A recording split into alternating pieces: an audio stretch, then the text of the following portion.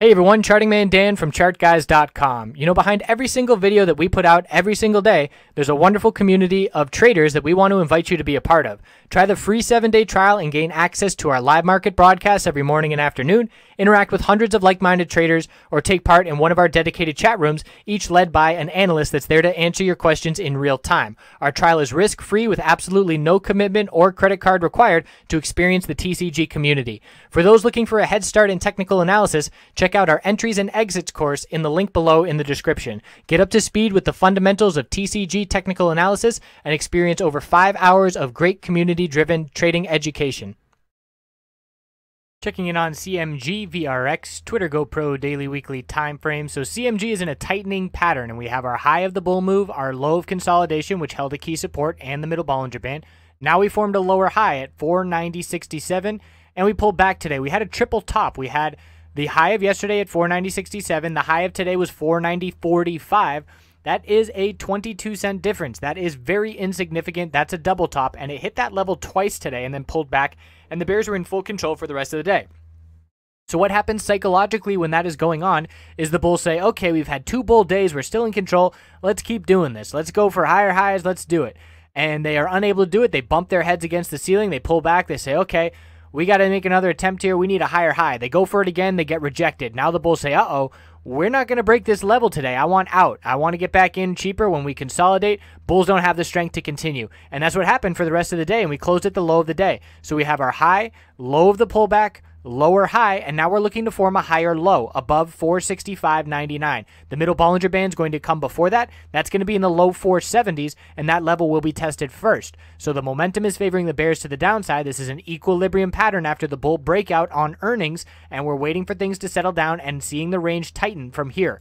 The weekly time frame, potential bull flag forming, although at this point it's an inside bar on the weekly. So we'll be watching this weekly inside bar next week, as it is very unlikely to break this week.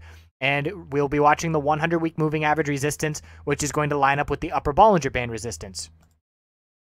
VRX, bearish engulfing candlestick, gap up open, and we actually only opened a penny higher, so not a gap up open.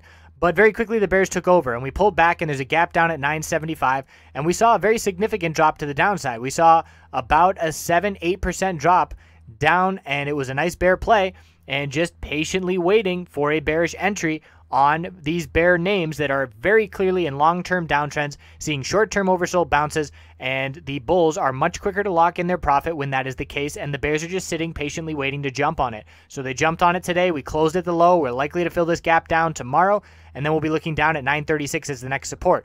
The weekly time frame is rejecting from exponential resistance. Just one day, and this weekly candlestick looks completely different. It was extremely strong yesterday. Now it's pretty weak. So we'll see how the rest of the week goes. We still have that little gap to fill. Momentum is facing to the downside. Twitter, bulls still in control. Nice close up near the high of the day. Patiently waiting for a bearish entry here as well. I'm a lot more comfortable making a bearish entry when we are not above the upper Bollinger Band in breakout mode. So losing that level would give some comfort to the bears.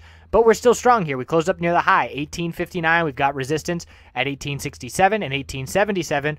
And we're watching to see when we get a bearish reversal candlestick showing that the bulls have tired. All about 1877 on the weekly time frame.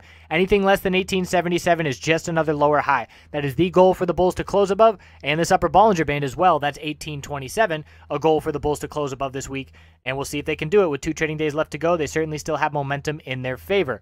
GoPro, this I said today live on webcam, that GoPro, if I were making a textbook of technical analysis, this would be on the main picture, bright and shiny for a bearish entry opportunity. Look at the bear volume dumping to the downside, increasing. Look at the bull volume on the bounce attempt. It's decreasing. It is a very weak bounce attempt. It's cooling off the hourly RSI levels, and we're setting a lower high. The bears took over today, and we closed near the low of the day. Not a lot of bear volume, true, but we have momentum to the downside. We're looking for more downside tomorrow. 839, 823, and 820 are key supports.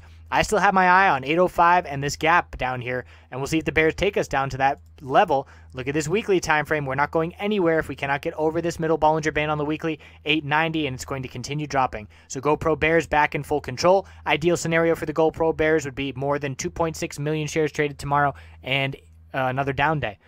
So we'll check back in tomorrow and see how it all plays out. I appreciate you watching. Appreciate all the likes and the shares. They certainly dwindle as people get used to these videos coming out every day. but if you want to click some buttons, we would appreciate it.